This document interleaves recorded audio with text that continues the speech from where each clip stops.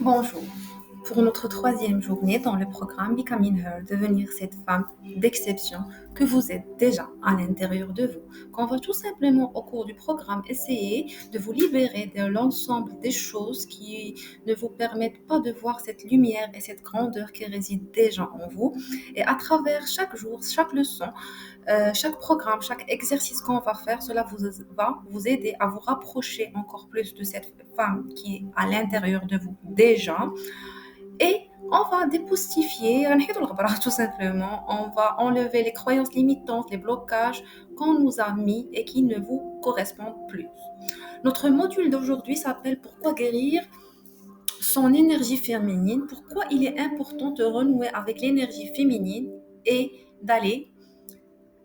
créer la vie que vous désirez à travers votre énergie féminine et de ne pas la faire de façon masculine. Parce que oui, il y a une façon féminine de faire les choses qui est plus en accord avec notre nature, avec qui nous sommes et qui va ne pas nous fournir beaucoup d'efforts. À contrario, si on veut aller créer les choses qu'on désire à travers notre énergie masculine, cela va induire des burn-out, des maladies, beaucoup de choses qui ne nous correspondent pas. Et pour faire bref et aller directement au vif du sujet, on va partir à la première slide. Au cours de cette première slide, on va voir pourquoi il est important de faire un petit recul et de voir l'histoire, qu'est-ce qu'elle dit de l'énergie féminine.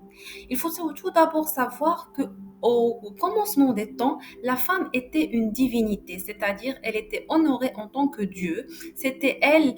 qui apportait la naissance, c'était elle qui permettait aux personnes de venir sur ce monde. Du coup, on la voyait en tant que Dieu ou déesse. Et c'était grâce à ça que la femme induisait son pouvoir, surtout à part le fait de faire naître des bébés et de donner vie, elle était capable de se connecter à un autre niveau, un niveau subtil de la conscience et d'obtenir des informations subtiles par sa connexion spirituelle et énergétique au monde invisible. Et ça induisait que, à l'époque, les rois, les empereurs et les dirigeants des différents pays et des différents continents avaient recours à un truc qu'on appelle les prêtresses qui leur permettait de prendre des décisions de guerre ou là de nouveaux lois pour le pays ou quelque chose comme ça, d'où l'importance de la femme dans la société à l'époque. Après cela, il y a eu l'ère de l'esclavage de la femme et de la sorcellerie en fonction des continents et cela a induit parce que la valeur de la femme à un certain moment, elle a fait beaucoup peur au règne masculin, à l'énergie masculine pour ne pas pointer des doigts de l'homme, mais c'était ainsi.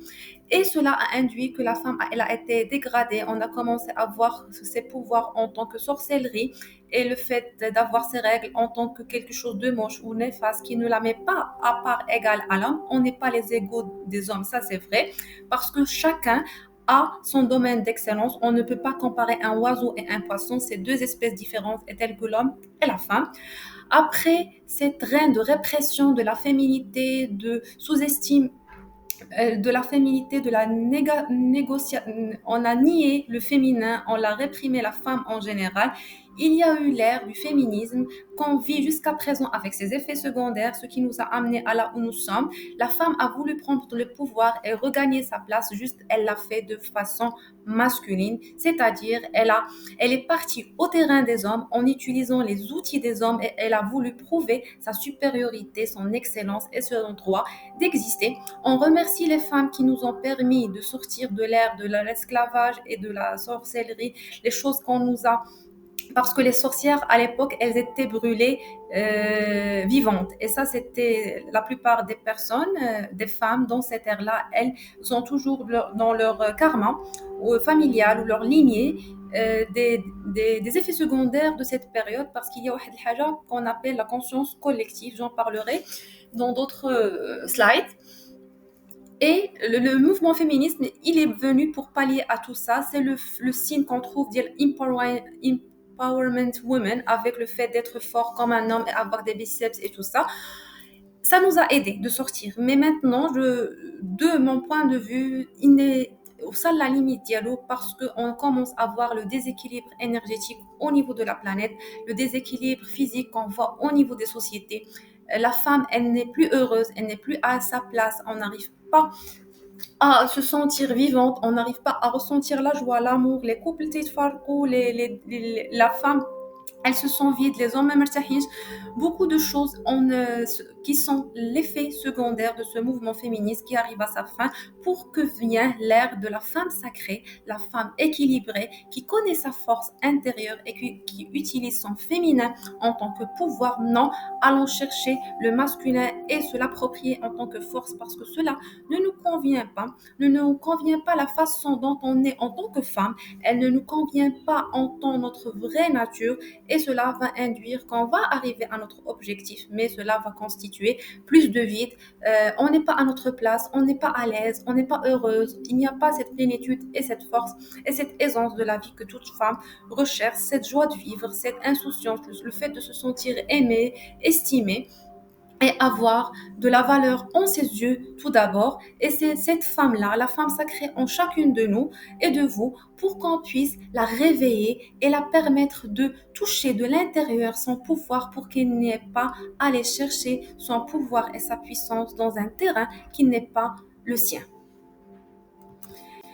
Du coup, allons guérir ce féminin blessé, allons ensemble créer et raviver la femme à l'intérieur de chacune de nous pour qu'elle soit apte à vivre au quotidien dans son féminin avec des outils simples de développement personnel, de spiritualité, de coaching,